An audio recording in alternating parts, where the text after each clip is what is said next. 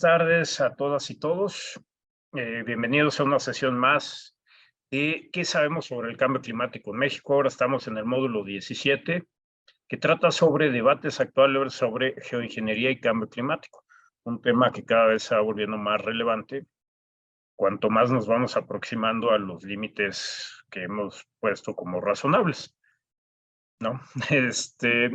Y hoy tenemos la gran alegría de tener a un buen amigo y además una persona muy metida en todos estos temas desde el punto de vista pues, filosófico, que nos va a platicar sobre las perspectivas éticas sobre la geoingeniería. Es el doctor Luis Fernández Carril, del TEC de Monterrey, y les cuento un poquito sobre él. El doctor Luis Fernández Carril es investigador de ética y política del cambio climático.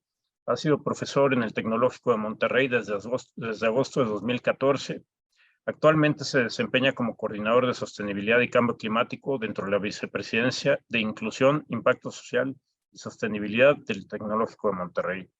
Recientemente participó como autor líder en el panel intergubernamental de expertos en cambio climático, IPCC, de Naciones Unidas en el Grupo de Trabajo 2 para el sexto reporte de evaluación en el capítulo dedicado a las vías de desarrollo resiliente al clima.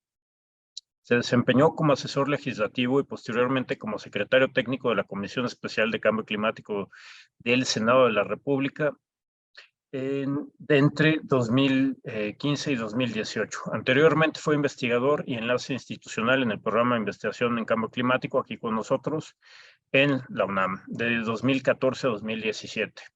En cuanto a su labor en el campo de investigación, sus principales líneas de investigación son la gobernanza ambiental y negociaciones climáticas internacionales, la adaptación y resiliencia al cambio climático, la ética medioambiental y la educación para el desarrollo sostenible. Ha publicado artículos e impartido conferencias a nivel nacional e internacional en lugares de gran renombre como la Universidad de Oxford, la UNESCO de París, la Universidad de Yale y la Glasgow Caledonian University en Escocia. Luis, muchísimas gracias por estar aquí con nosotros. Es un gustazo tenerte aquí. Adelante. Muchas gracias, estimado Francisco. Muchas gracias al PINC por esta invitación. Siempre un enorme gusto estar aquí con ustedes. Y el día de hoy para hablar de un tema sumamente interesante como es la geoingeniería. Como ahora mencionó Francisco, pues mi especialidad, mi área de investigación tiene que ver más con la ética del cambio climático, la justicia y pues las perspectivas éticas en distintas problemáticas relacionadas con la política del cambio climático. Entonces, en este caso, vamos a abordar algunas perspectivas éticas relacionadas con la geoingeniería, ¿no? Como mencionaba el doctor Estrada, pues sumamente un asunto pues cada vez más relevante y esta presentación, pues, sobre todo tiene una función de divulgar algunas de las perspectivas que se utilizan actualmente para analizar el tema de la geoingeniería. Entonces, a partir de esto, hay todo un mundo de conocimiento, de lecturas que se pueden hacer. Entonces, simplemente indicar sobre todo cuáles son las principales perspectivas que se han abordado, algunos de los principales autores y algunas recomendaciones que se puedan hacer y algunas de las problemáticas principales que se están discutiendo. Entonces, pues, en primer lugar, para poder entrar al detalle de lo que significa las implicaciones y las perspectivas éticas derivadas de la geoingeniería, pues tenemos que ver el contexto, ¿no? Y el contexto, pues, es el cambio climático y es, pues, el fracaso que tenemos actualmente en las estrategias de mitigación a nivel global, ¿no? En pantalla, la actualización que hace Climate Action Tracker de el desempeño de las naciones con respecto a su contribución nacionalmente determinada y el Acuerdo de París en general, en el que, déjenme pongo mi puntero láser, pues vemos que en el escenario más optimista vamos al aumento de una temperatura media de 1.8 grados, en el punto más alto 2.3, lo mínimo 1.5. Pero este escenario optimista está incluyendo la retórica, las palabras. Entonces,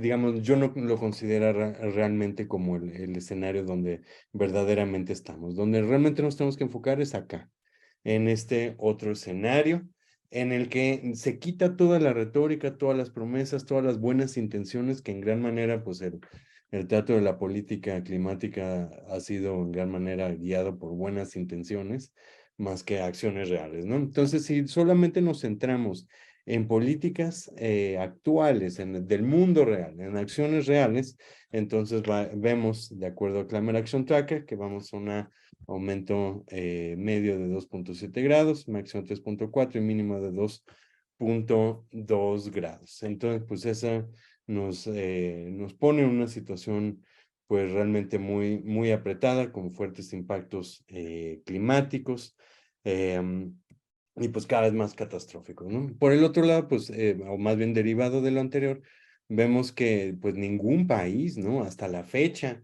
y sobre todo pensando después de 30 años de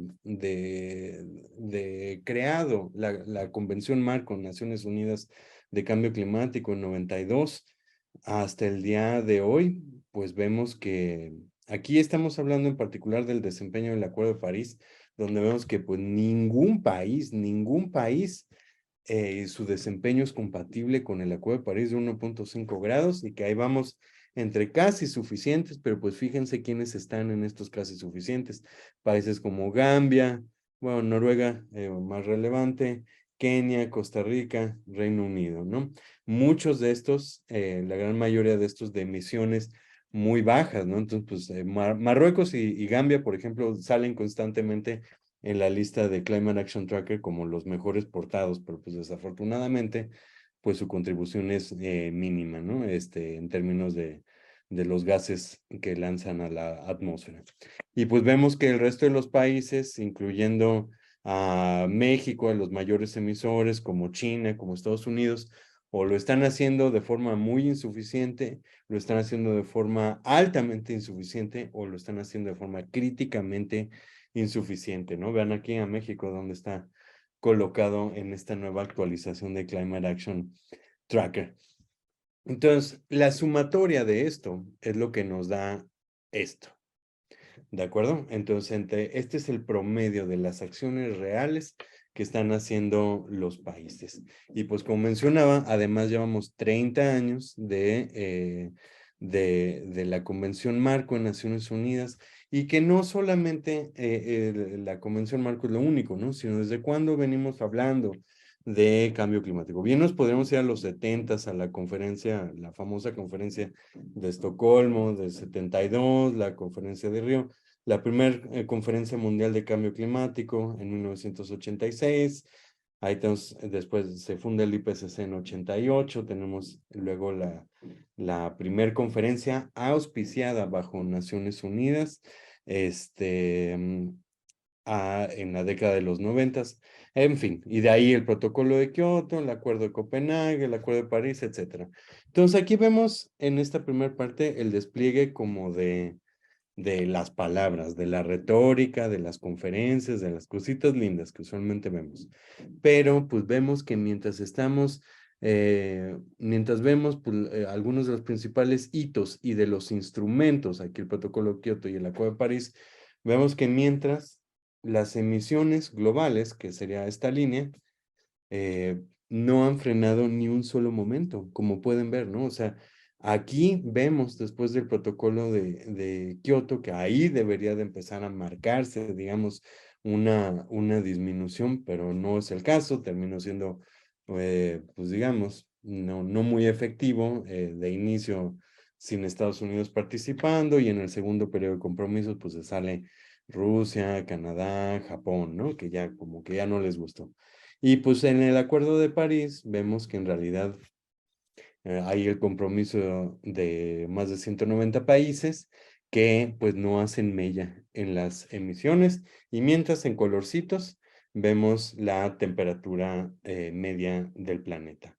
Entonces, pues vemos una situación pues cada vez más crítica y de concentración de gases de efecto invernadero en la atmósfera, una situación cada vez más crítica y que la política internacional no está haciendo mella de ninguna manera, ¿no? Ante una problemática que resulta urgente.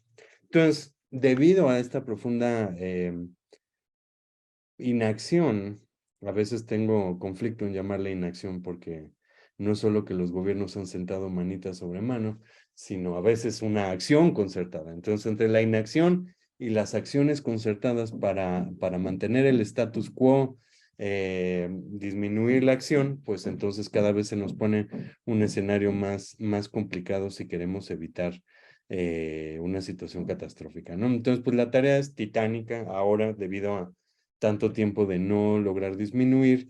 Entonces aquí tenemos, por ejemplo, pues cómo tendrían que estar bajando las emisiones de alcanzar su punto máximo en 2025, nos dice el reporte del IPCC, y de ahí tener que bajar estrepitosamente las emisiones de aquí al 2030 si quisiéramos tener al menos casi 50% para el 2030, si quisiéramos tener una probabilidad de permanecer por debajo de 1.5 grados. Entonces, pues como pueden ver, esto pues es titánico, ¿no? Es titánico lo que se tiene por delante y vemos que pues si nos basamos en la historia, pues entonces significa que nos pone de una manera más preocupante.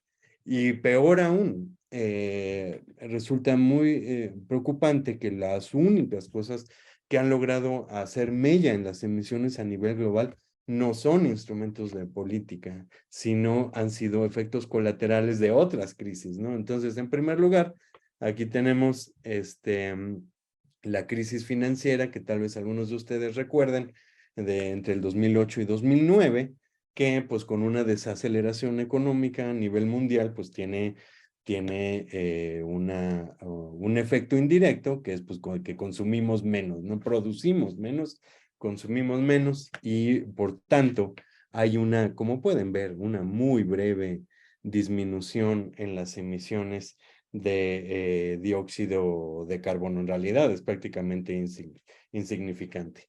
Y por el otro lado, la otra cosa que ha logrado hacer mella en las emisiones globales ha sido la pandemia, ¿no? Sobre todo, particularmente el primer año de la pandemia, 2020, en el que pues todos estábamos guardaditos en nuestras casas, no estábamos consumiendo, muchas industrias pues bajaron su producción, cerraron, la abocaron a otras cosas, entonces tiene como resultado que también ahí hubo una disminución de las emisiones. Entonces, y que rápidamente en 2021 y 2022 esas emisiones subieron. De hecho, 2022 es de los años de mayor aumento de emisiones a nivel global, ¿no? Entonces, pues eso nos dice, pues nos pone un panorama francamente preocupante sobre la confianza, en primer lugar, en el proceso político, en el proceso multilateral bajo Naciones Unidas, pues ahí pone pues un gran cuestionamiento, ¿no? ¿Es esto la manera en la que vamos a arreglar el problema? ¿Es a través de la política pública? E incluso si podemos decir, sí, sí, esta es la manera, esta es la manera. Podemos decir, la política pública o la política internacional, la política pública de las naciones podrá actuar de la forma tan rápida como nos está pidiendo el IPCC que en su sexto informe de evaluación que nos llama una transformación de la sociedad si queremos alcanzar lo que le llaman un desarrollo resiliente al clima, ¿no? Entonces, pues frente a estos hechos, pues resulta cada vez más complicado.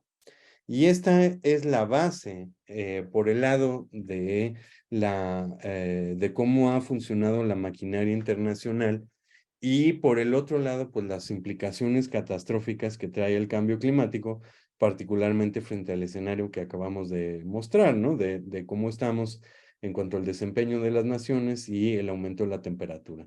Entonces, pues aquí algunas gráficas en pantalla, del IPCC, del reporte de 1.5 grados y del sexto informe de evaluación. Esta gráfica del lado izquierdo me gusta porque lo podemos poner en números, lo podemos poner un poquito más tangible, una cierta aproximación a qué podría implicar el aumento de 1.5 grados, de 2, de 3 grados centígrados.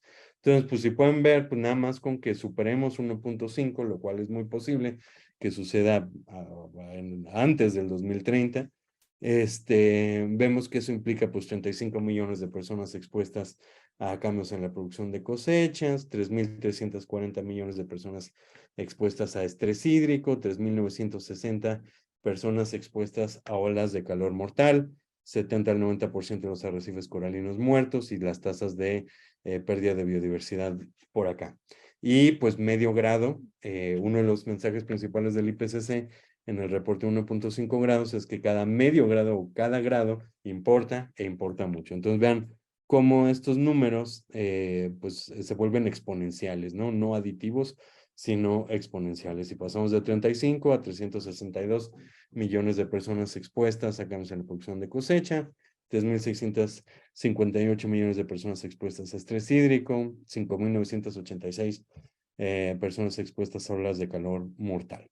Obviamente estos son estimados, no sabemos exactamente, dependerá de las acciones de los seres humanos, del sistema climático en sí, pero pues digamos esto es lo que se espera, ¿no? Aquí se ve y vemos que si llega a 3 grados, pues estos números pasamos de 300 a más de 1.800, a más de 3.900, a más de 7.900 personas expuestas a olas de calor mortal, ¿no? Que eso es incluso cercano a la totalidad de la población mundial actual, ¿no? Entonces, pues estos solamente son algunos de los efectos, además, pues aquí vemos otros de los efectos que estaremos viviendo y los impactos, la diversidad, la multiplicación de impactos que veremos en la sociedad, en sus distintos niveles, en sus distintos aspectos, que pues como nos dice el secretario general de las Naciones Unidas, pues implica una amenaza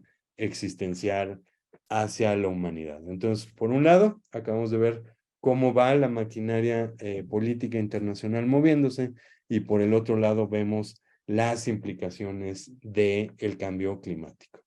Entonces, pues frente a este panorama poco alentador, es que precisamente es tierra fértil para que surja el pensamiento, las propuestas que dan origen a la llamada geoingeniería como una opción viable para enfrentar todo lo anterior, que pudiera, digamos, resolver las problemáticas que anteriormente he expuesto.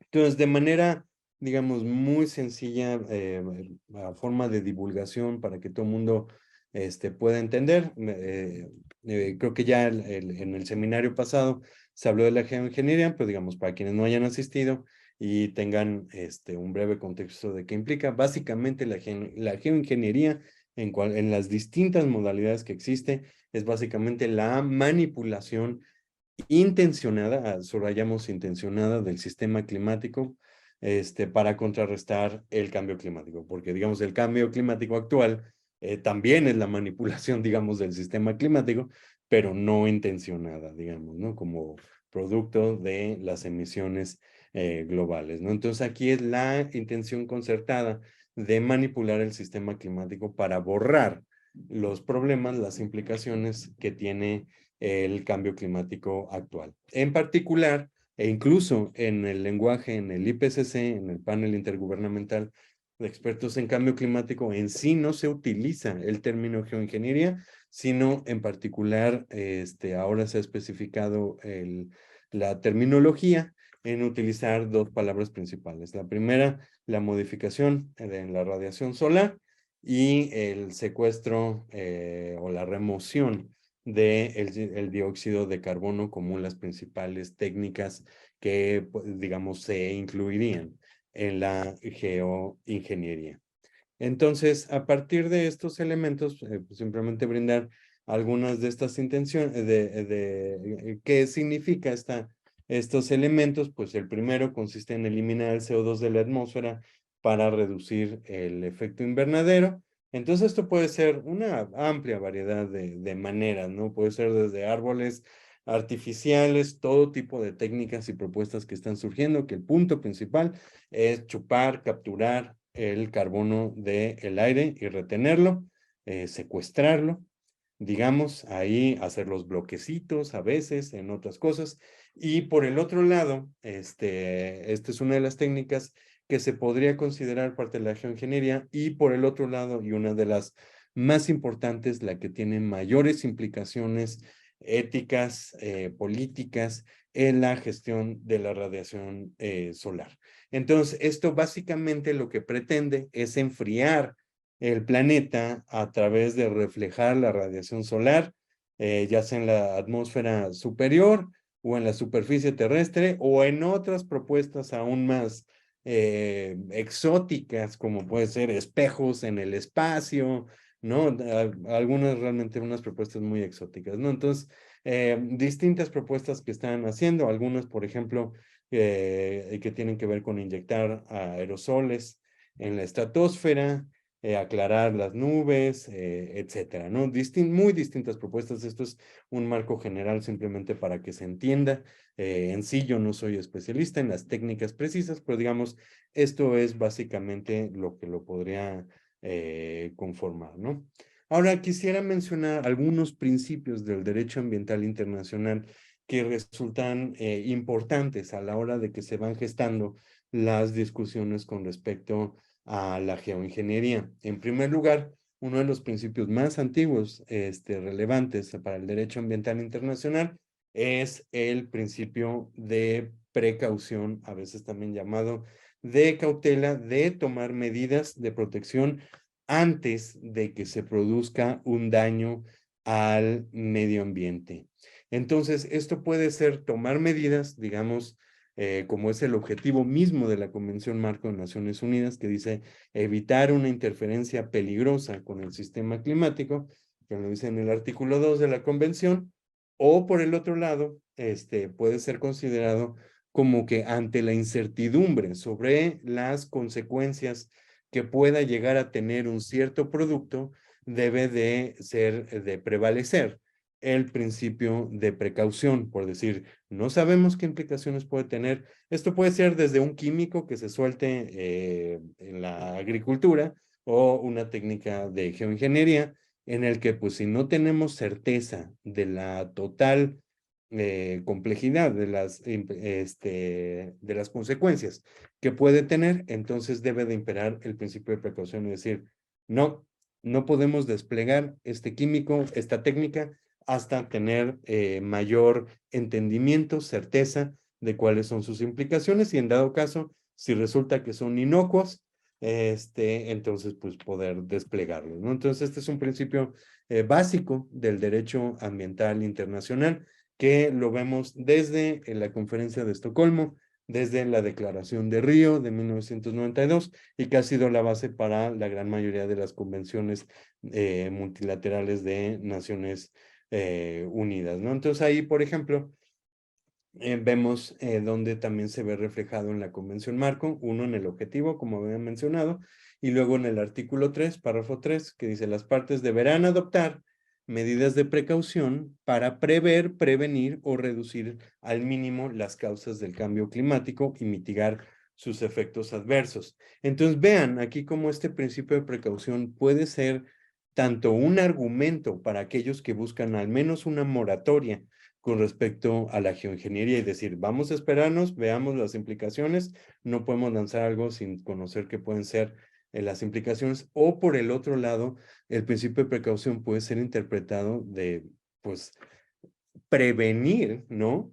Reducir al mínimo las causas del cambio climático. Entonces, si se fijan, este propio principio podría dar pie a argumentar a favor de la geoingeniería. Entonces dice, cuando haya amenazas de daños graves o irreversibles, la falta de certidumbre científica absoluta no debería utilizarse como razón para postergar esas medidas. Entonces, si se fijan, entonces tanto puede ser un arma que puede ser utilizada para la moratoria, como por el otro lado es uno de los argumentos que más utilizan aquellos que están a favor de la geoingeniería para decir, oye, pues aquí estamos viendo que esto reduciría las causas del cambio climático, ¿no? O los efectos que estamos viviendo. Entonces, pues ahí es interesante cómo los propios principios de la Convención Marco pueden entrar en contradicción y crear ahí un debate. Por el otro lado, también resulta importante otro principio fundamental que es el daño transfronterizo. Ese también surge desde la convención la conferencia de Estocolmo, en el que básicamente dice que se establece el requisito de que los estados impidan que las actividades realizadas en su territorio causen daños significativos al medio ambiente de otro estado o de zonas que escapan al control nacional. Este es un elemento principal que se utiliza para argumentar en contra de la geoingeniería. Entonces, precisamente porque, pues bueno, si Estados Unidos lanza alguna técnica en la atmósfera, pues lo sabemos, la atmósfera pues en realidad es un bien común y entonces el daño posible no se queda en Estados Unidos, sino que es completamente transfronterizo, ¿no? Entonces este es otro principio del derecho ambiental que opera en las discusiones que tenemos actualmente con respecto a la geoingeniería. Y con base en estas discusiones, con base en estos principios, es que actualmente existen un par de moratorias internacionales basados en dos acuerdos principales. Primero en la Convención de Londres y el segundo en la Convención de Diversidad Biológica, mejor conocida como CBD, otro producto de la Conferencia de Río de 1992. Entonces, en ambos instrumentos existe actualmente una moratoria. Entonces, hablemos un poquito brevemente sobre la convención y ahora protocolo de Londres, porque ha tenido actividad en años recientes, ¿no? Entonces, aquí precisamente en las últimas discusiones es que se han dado los primeros pasos para estudiar mecanismos para regular una categoría de geoingeniería que en este caso se conoce como geoingeniería marina. Entonces aquí con esta Convención de Londres son los principales regímenes mundiales para la protección del medio marino, esa es su razón de ser frente a la contaminación causada por químicos que se vierten a los mares, ¿no? Entonces, el protocolo de Londres acabará sustituyendo la convención que prohíbe estos vertidos, excepto los de un número limitado de materiales que están enumerados ahí en el anexo del protocolo. Sin embargo, la definición de vertido excluye la colocación, digamos, la implementación de ciertos materiales en el medio marino con fines distintos de simplemente arrojarlos, ¿no? Así como to dispose, así la basura, ¿no? Que la tiramos. Entonces, ahí, digamos, resulta un punto muy relevante de esta convención. Y hace, pues ya 10 años, las partes del protocolo de Londres, bueno, casi 10 años, adoptaron por unanimidad una enmienda que tiene por objeto regular no solo las actividades de fertilización de los océanos, que es otra técnica considerada como de manipulación, sino directamente de la atmósfera del sistema climático, pues sí, de los subcomponentes, ¿no? Que es el océano, ¿no? Entonces, que hayan sido, pone esta enmienda que tiene por objeto regular las actividades de fertilización que hayan sido consideradas investigación científica legítima, sino también otras actividades de geoingeniería marina, ¿no? Entonces, esto puede ser, estas técnicas pueden ser el aumento de la alcalinidad en los océanos, la mineralización de las rocas del fondo marino, el depósito de residuos de cultivos en los fondos marinos. Todos son técnicas de manipular el ecosistema marino con el fin de, supuestamente, el objetivo principal es de mejorarlo, ¿no? Frente a los impactos derivados del cambio climático y de la contaminación de los océanos. Por el otro lado, en la Convención de Biodiversidad es donde existe la otra moratoria. Entonces, también esto se está volviendo cada vez más relevante, se sigue discutiendo y por consenso de todas las partes y basadas precisamente en el principio de precaución, se pidió una moratoria sobre el despliegue de actividades de geoingeniería hasta que se cumpliera una serie de condiciones, entre ellas que se estableciera un mecanismo de gobernanza mundial multilateral transparente, que no se produzcan daños transfronterizos. Como pueden ver, ahí se están aplicando directamente lo que había mencionado anteriormente, y que existiera una base científica adecuada para justificar estas propuestas, teniendo en cuenta el riesgo que las actividades de geoingeniería suponen no solo para la biodiversidad, sino también impactos sociales, culturales, para comunidades originarias. También ahí hay un elemento central, no solo para el planeta en términos físicos, biológicos, sino también sociales. Eso es importante recalcarlo. Dos, la decisión hizo una excepción para los estudios de investigación científica a pequeña escala en entornos controlados con el fin de recopilar datos científicos, y solo después de una evaluación previa exhaustiva de los posibles impactos sobre el medio ambiente. Entonces, a pequeña escala es posible llevar a cabo experimentación sobre estas técnicas en particular que están aplicadas en los océanos. Esos son, digamos, las únicas moratorias que existen actualmente. En las negociaciones climáticas internacionales se ha tratado en general como un tabú, es decir, bajo la Convención Marco de Naciones Unidas sobre Cambio Climático, donde más bien se ha buscado no hablar el tema. Ese más bien ha sido como el tratamiento, pero pues frente a la condición, la situación cada vez más crítica que enfrentamos, pues las voces que ya llevan tiempo tratando de meter esto en la agenda a través de distintos medios, pues cada vez se vuelven más notables, más relevantes, no solo en la Convención Marco de Naciones Unidas, sino incluso en el Consejo de Seguridad de Naciones Unidas. Entonces, frente a esto, frente a estas moratorias, frente a estos principios, frente al contexto, pues hay ciertas perspectivas éticas a considerar. Entonces, lo que sigue, lo que vamos a estar viendo, es a partir de cómo distintas posiciones éticas sobre las cuales analizar la problemática, y entonces que nos brindan distintos elementos que podemos sopesar para considerar las problemáticas derivadas de la geoingeniería. Entonces, todo esto surge a partir de que puede haber una serie de cuestiones morales, éticas relacionadas con la gobernanza de la investigación y su posible despliegue. Eso quiere decir cómo se regula, quién puede, de qué manera puede investigar, a qué escala, etcétera. Cuestionamientos derivados de la distribución desigual de riesgos, de la distribución de los daños y beneficios, ¿no? Porque sabemos de por sí el cambio climático, pues hay efectos, impactos diferenciados, ¿no? En el mundo, en los distintos países, en las clases sociales incluso.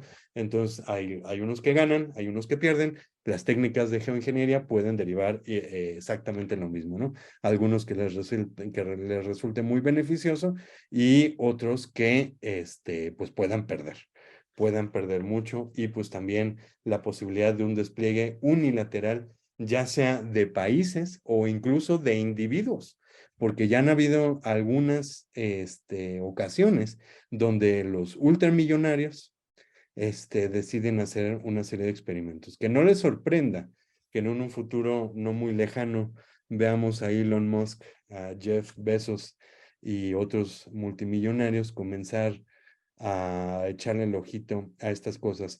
Abiertamente, Bill Gates lo ha mencionado. Esa es una cuestión que él favorece. En el último libro que sacó, ahí pues hace un caso, ¿no? De por qué es importante. Entonces, que no les sorprenda no solo el despliegue por parte de países, sino de individuos, particularmente los multimillonarios. Entonces, algunos son estos temas, si quisiéramos ya problematizarlo en términos de preguntas, los principales cuestionamientos éticos relevantes es en primer lugar, deberíamos de hacerlo, o sea, ya antes de cualquier cosa, deberíamos incluso de estar pensando en estos términos para enfrentar la crisis climática. ¿Quién debe decidir si se aplica, de qué manera, qué riesgos hay que sopesar, como mencionaba, en cuanto a beneficios, riesgos potenciales? ¿Debería la geoingeniería requerir decisiones colectivas? Y si sí, ¿qué organismo internacional debe de tener esta responsabilidad? ¿Qué limitaciones en su caso deberían imponerse a los individuos, como mencionaba, para evitar que emprendan la geoingeniería individuos o incluso podemos agregarle o corporaciones que decidan adentrarse en estos terrenos, ¿no? Y cómo debería abordar la comunidad internacional los, los intentos de geoingeniería por parte de estados individuales. ¿Qué tal que los países se cansan del proceso multilateral, ven que no funciona y pues así como unilateralmente Estados Unidos se sale de los acuerdos internacionales de medio ambiente y de otros muchos tipos y decide hacer lo que es su voluntad, digamos. Entonces, pues, ¿qué va a pasar? ¿Qué vamos a hacer si los países deciden, dan un voto de no confianza al proceso multilateral y deciden actuar por su propia voluntad? ¿Qué vamos a hacer con eso? Entonces, obviamente estas preguntas pueden ser sumamente complejas. De cada uno de estos temas podremos debatir semanas, años sobre las distintas implicaciones, casos particulares, etcétera. Pero digamos, estas son algunas de las preguntas éticas más relevantes, digamos, las más generales que se utilizan para cuestionar éticamente la geoingeniería.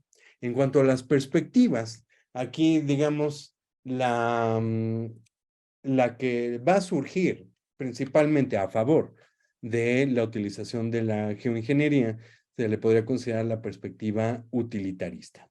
El utilitarismo es en sí una perspectiva, un método ético para sopesar decisiones, pero particularmente, y esto es muy relevante que se considere, que el enfoque utilitarista es relevante o es utilizable, es éticamente válido utilizarlo cuando existe un daño inevitable. Eso es muy importante porque entonces lo que estamos sopesando en las decisiones es el menor de dos daños. Entonces, pues, frente a algo inevitable, puede ser de cualquier naturaleza, no a fuerza del cambio climático, decir, si no actuamos, va a haber un daño de esta magnitud. Si actuamos, el daño es menor.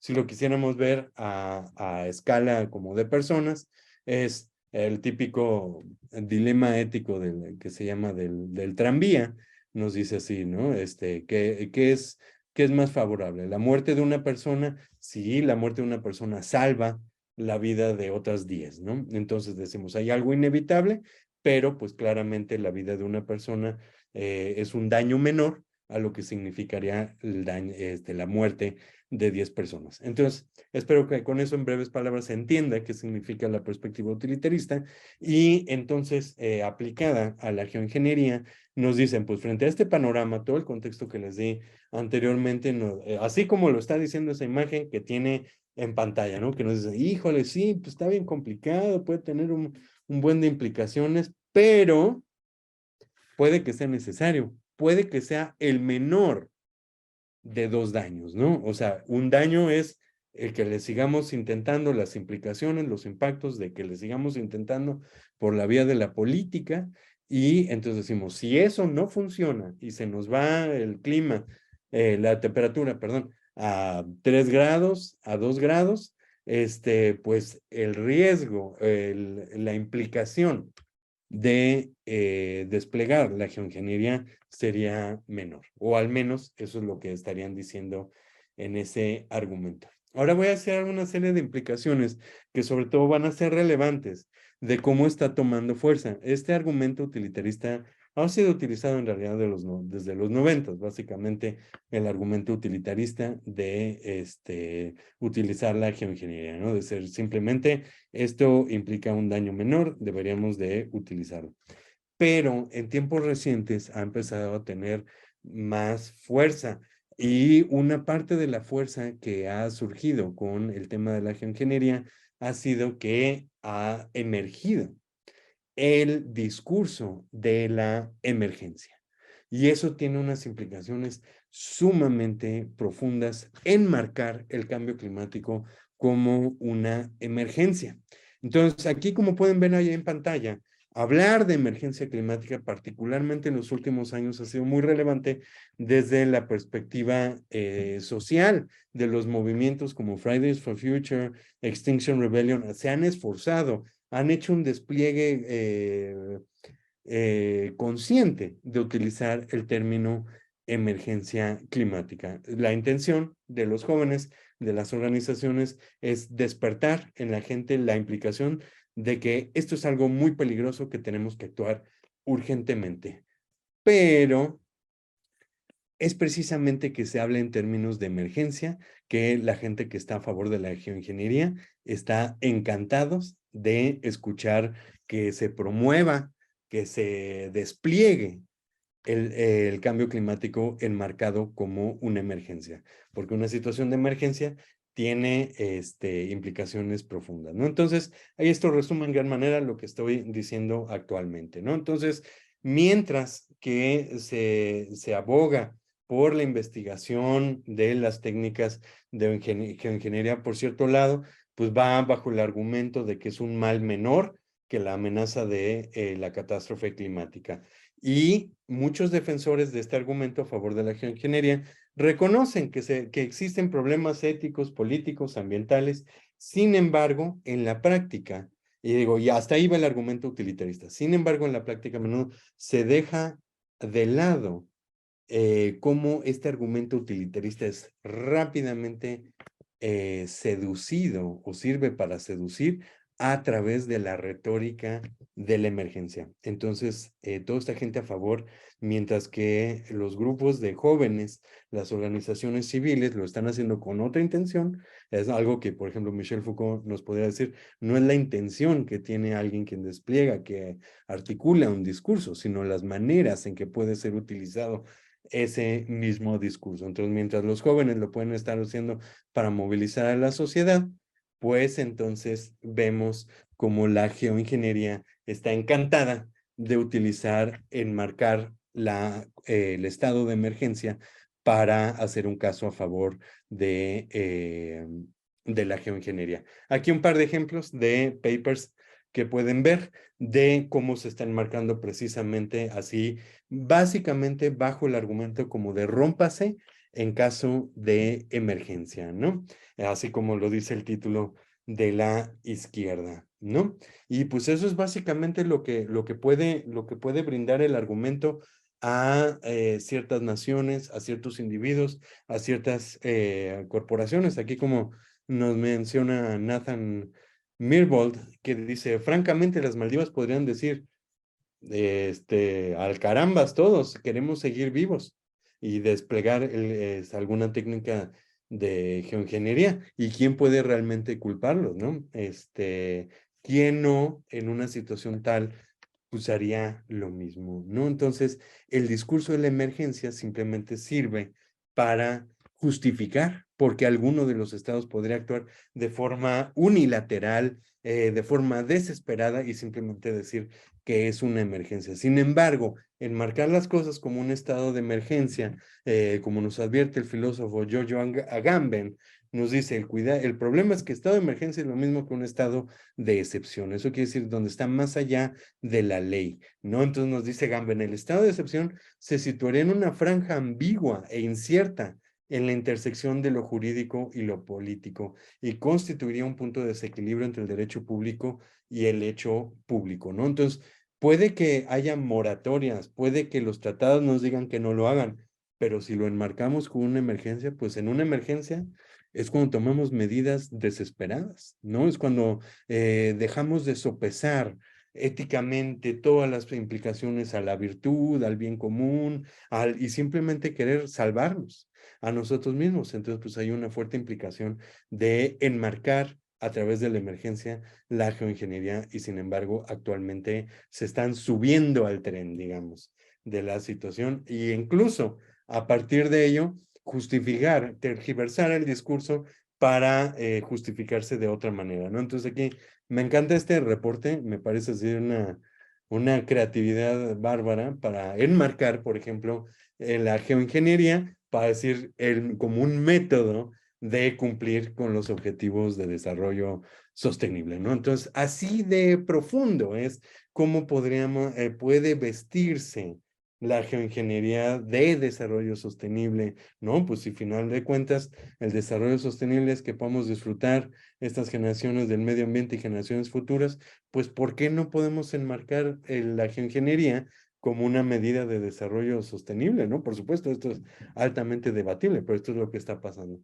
Por otro lado, hay otras perspectivas más profundas, ontológicas, que dicen que la geoingeniería pues es básicamente tapar el sol con un dedo, ¿no? Nada mejor que ver la imagen de la derecha para entender qué es lo que estoy diciendo, ¿no? Entonces dice básicamente esta perspectiva que las problemáticas derivadas de la geoingeniería, o más bien el propio planteamiento de la geoingeniería es tapar el sol con un dedo en el sentido de que estamos tratando de salir con una solución sencilla, fácil, a problemas estructurales, ¿no? Básicamente como los infomerciales así de, no se mueva y en 2 días tendrá abdominales de hierro, ¿no? Eso es básicamente como lo mismo, sin tener que hacer nada, sin tener que resolver las condiciones estructurales que querramos resolver el problema del cambio climático, ¿no?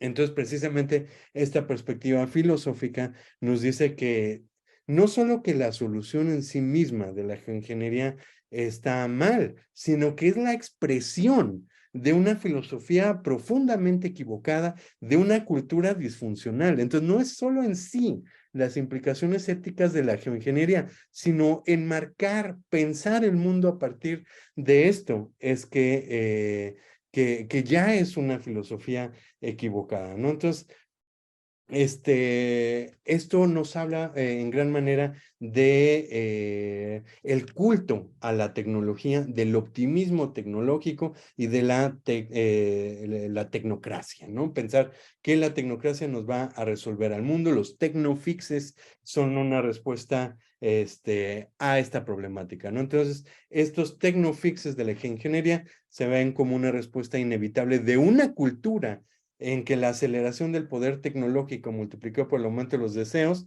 está provocando que querramos resolver de esta manera las situaciones, ¿no? Entonces, esto básicamente es el síntoma del estructural del origen de la crisis ecológica en sí, que es, diría, a partir de Lynn White, el poder colosal que hemos dado a la unión entre la ciencia y la tecnología en la era moderna, a través de una visión del mundo que justifique el uso de ese poder para controlar y dominar la naturaleza, ¿no? Entonces, de esta manera, tomando esta idea que se mencionó anteriormente, filósofos como Alan Drenson continuó esta línea y nos dice que el uso de soluciones tecnológicas para resolver los problemas medioambientales más bien crean un patrón cada vez más destructivo, en que el mismo enfoque tecnológico que provocó el problema ahora lo va a exacerbar mientras queremos que lo resuelva. Entonces, básicamente, decir que es cómo salir del agujero, pues cavando, ¿no? Esto es lo que estarían diciendo, porque pues, la visión tecnocrática, instrumentalista, es lo que provocó esta problemática. Entonces, poner soluciones tecnocráticas, instrumentalistas, pues nos va a llevar a agudizar la crisis.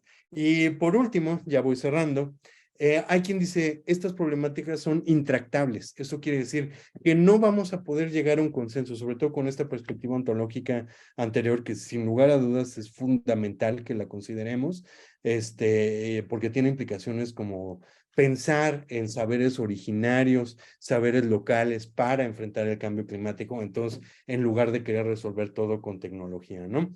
Eso es digamos, cómo instrumentalizar esta perspectiva ontológica.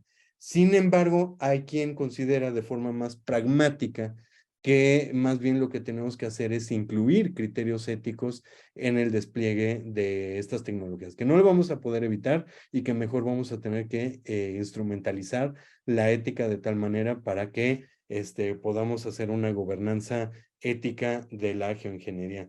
Entonces, por ejemplo, Dale Jamieson hace las siguientes consideraciones éticas. Ahí lo pongo como axiomas que se deben de seguir para que sean éticas, ¿no? Entonces dice, el proyecto que sea, en primer lugar, técnicamente viable, sus consecuencias se puedan predecir con fiabilidad, que se produzcan estados socioeconómicamente preferibles a las alternativas, y la ejecución del proyecto no violaría de una forma grave o sistemática ningún principio o consideración ética importante o bien fundamentada.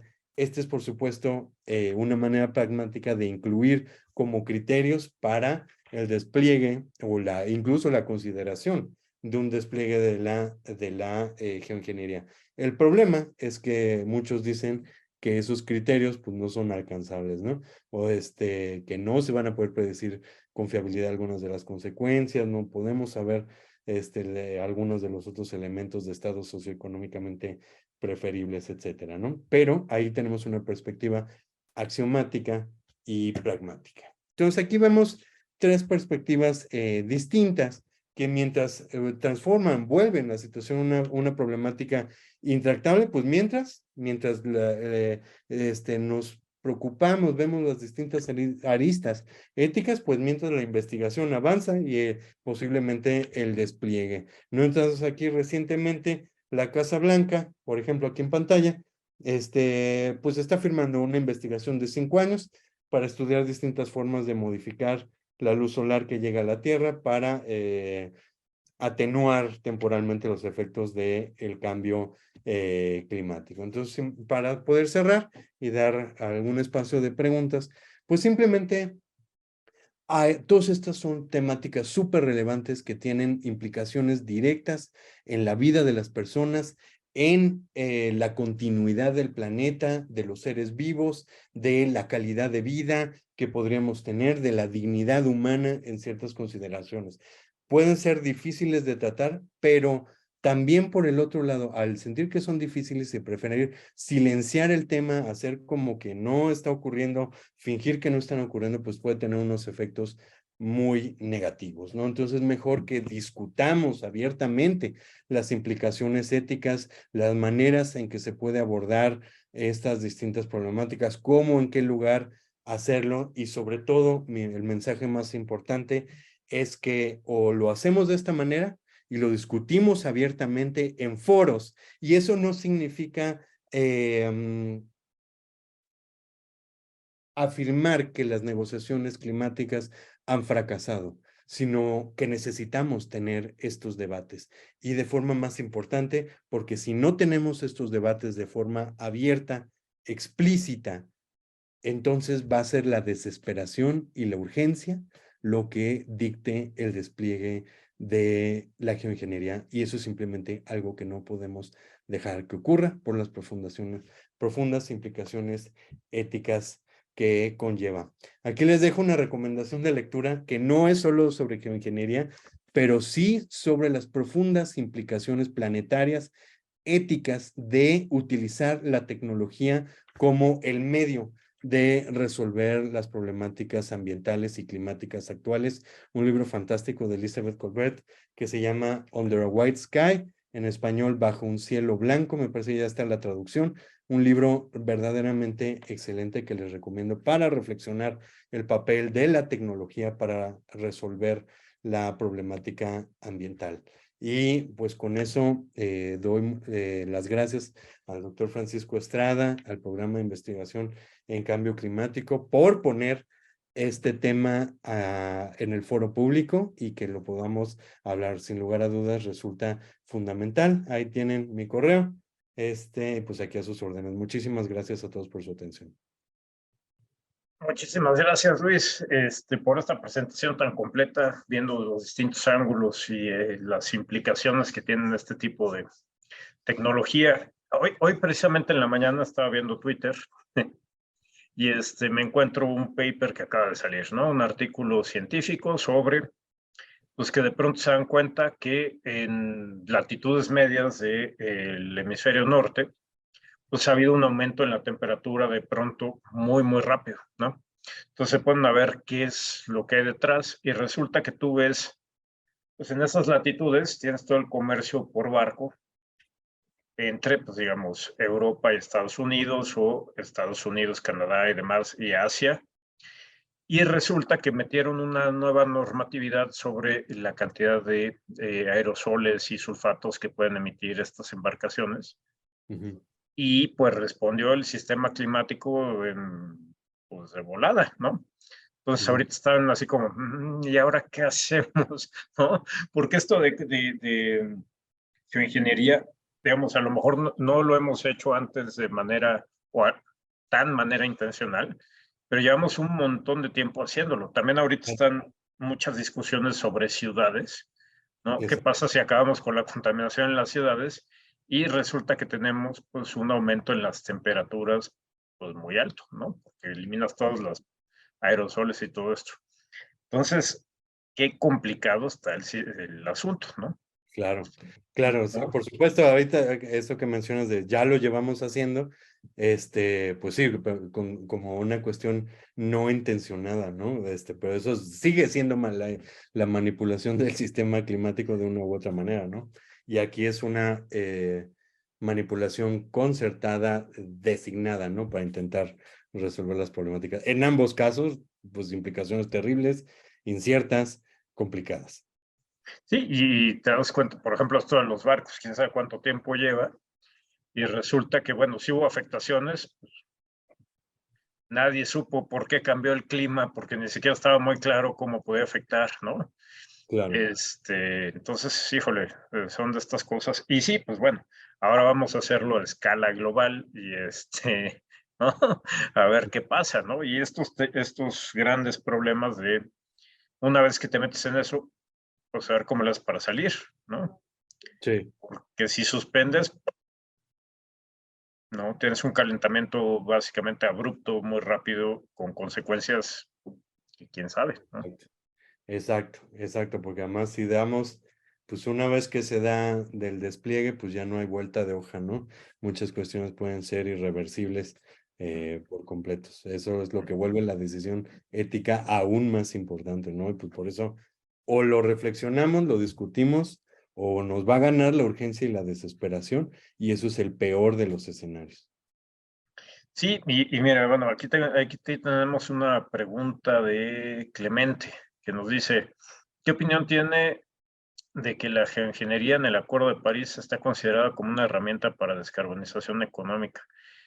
Yo más bien te diría, ¿cómo rayos llegó todo esto también a los acuerdos internacionales? Yo veo la parte que bien mencionas de la urgencia climática y todo este rollo, ¿no? Pero cómo es ya una cosa, realmente, por ejemplo, ¿quiénes están detrás? O sea, yo sé que hay científicos bien intencionados detrás de estas propuestas, pero también supongo que estará claro la presencia de, por ejemplo, las compañías de combustibles fósiles, etcétera, etcétera, ¿no? Claro, pues es que finalmente todas estas sirven al status quo, ¿no? Entonces, todos aquellos interesados en mantener el status quo van a estar a favor de estas tecnologías, porque entonces no tienen que hacer cambios radicales, transformaciones que, como se tendría que hacer para descarbonizar el mundo, ¿no? No solo la economía, el mundo en general.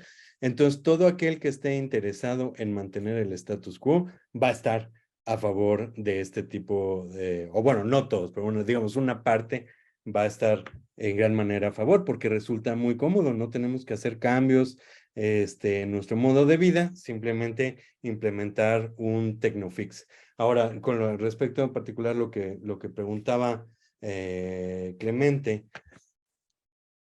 la gran cuestión es que ahí, por ejemplo, menciona el IPCC en el sexto informe de evaluación, que incluso ahí lo reconoce, ¿no? Reconoce que al lograr la mitigación de 1.5 grados va a requerir tecnologías adicionales, ¿no? Y ahí sí lo dice abiertamente, entonces eso pues también brillan los ojos. Yo sé en general, al menos con la gente con la que he podido conversar, que fue parte del sexto informe de evaluación, que en sí como que buscan no brindar la información objetiva, pero que no brinde argumentos demasiado poderosos o sea, no prescriptivos, ¿no? Que favorezcan una toma de decisiones de ese tipo, más bien como, pues esta es la información que tenemos, pero sí declara abiertamente, se van a requerir tecnologías alternativas si queremos hacerlo. Entonces, pues, sobre todo en tiempos para bajarlo al Acuerdo de París, que era la pregunta original, pues ya estamos en una situación francamente desesperada con respecto al cumplimiento del Acuerdo de París, ¿no? Vemos muchos ya ni siquiera consideran que va a ser posible mantener el 1.5 grados. Ya existe una comisión mundial del overshoot de la meta de 1.5 grados. Entonces, pues mientras más cerca estemos del fracaso del acuerdo o del límite para mantener el Acuerdo de París, pues más se van a antojar estas discusiones para, no solo para cumplir, sino incluso puede ser considerado para mantener la confianza en los procesos multilaterales, ¿no? Porque eso es justamente lo que se dice. Si fracasa si fracasa el Acuerdo de París, los procesos multilaterales, particularmente en materia ambiental, van a estar perdidos. Entonces, tal vez por ahí también. Sí, no, extremadamente grave lo que comentas, porque esto que dices, el status quo y no querer hacer cambios, como que resuena mucho con la sociedad que conocemos hoy en día, con una muy buena parte de la sociedad que conocemos hoy en día, ¿no? Entonces, apoyo, pues, ¿no? Se antoja como que pudiera verlo, ¿no? Claro. Sí. Tenemos ahí a Ramón con la mano levantada, no sé si quieres preguntar algo, Ramón. Bueno, sí, muy buenos días, buenas tardes. Buenas tardes. Buenas tardes a todos. A mí me hizo favor de invitarme la señorita Abril a esta conferencia, que para mí es muy importante. Su servidor es representante de una empresa que se llama Atmosférica Tlaloc, y todo esto que están comentando del cambio climático, de que los polos se están derritiendo, de que todo el mundo y los mejores científicos están augurando, y ya lo auguran, lo afirman, que ya es una situación irreversible. Quiero decirles que esta parte la vamos a revertir con el proyecto de Atmosférica Tlaloc. Abril ya tuve oportunidad de mandarle unos videos, tuve oportunidad de platicar con ella directamente. Nosotros tenemos un proyecto, tecnología mexicana, para poder hacer otra vez toda el agua marina, volver a su estado sólido, volver a gelar los polos.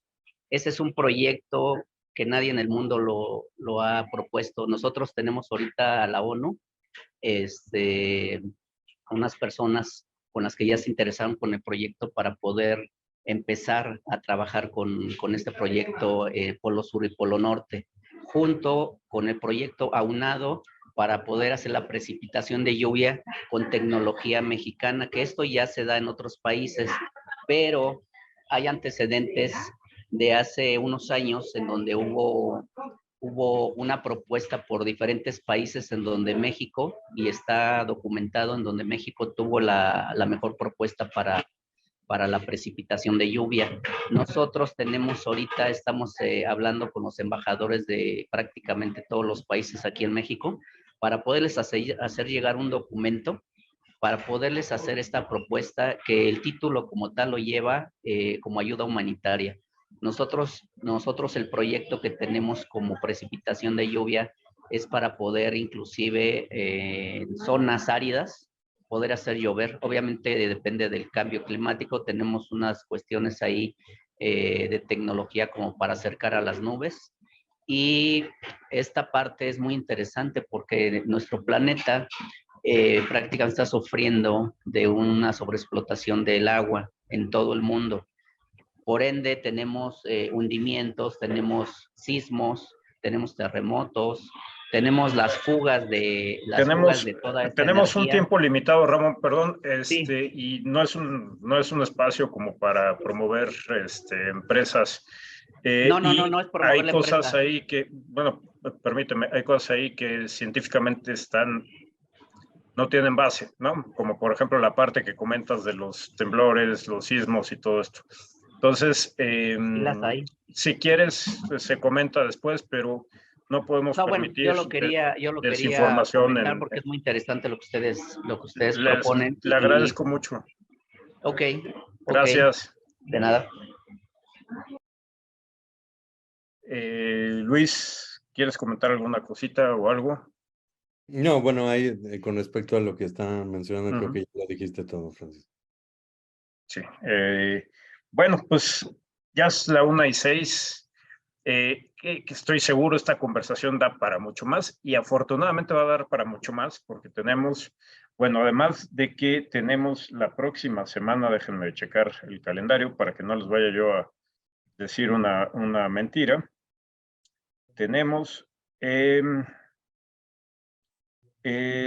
16 de marzo, tenemos a la doctora Rosa María Prol, que va a estar buenísimo esta plática del Instituto de Geofísica, que nos va a hablar del calentamiento climático y la producción de energía en México. Y después todavía nos quedan un par de sesiones más y nos queda el conversatorio donde pues le agradecemos aquí a Luis y a todos los que han estado para que tengamos esta rica conversación y debate, si se da, ¿no? Que acabemos todos entendiendo mejor de qué se trata todo esto de la ingeniería, geoingeniería y sus consecuencias. Pues Luis, un abrazo, muchísimas gracias por estar aquí con nosotros, buenísima tu intervención. Muchas gracias Francisco, gracias al Pink y gracias a todos quienes nos vieron. Hasta la próxima. Hasta luego.